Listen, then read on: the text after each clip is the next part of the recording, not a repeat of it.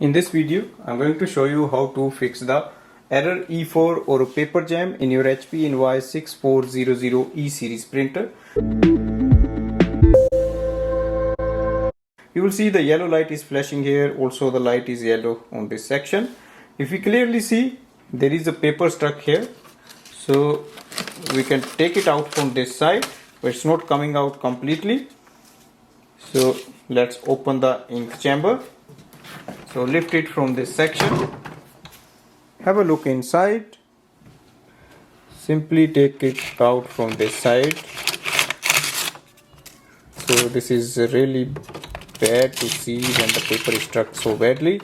Move the cartridges on the side and try to take it out.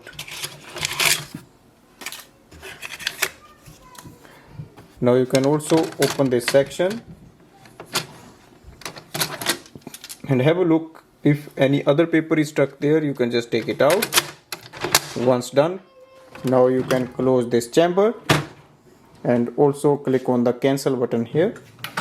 Wait for the printer to see if it's working properly, and now we can start using our printer. So this way we can fix the paper jam in this printer. Thanks for watching.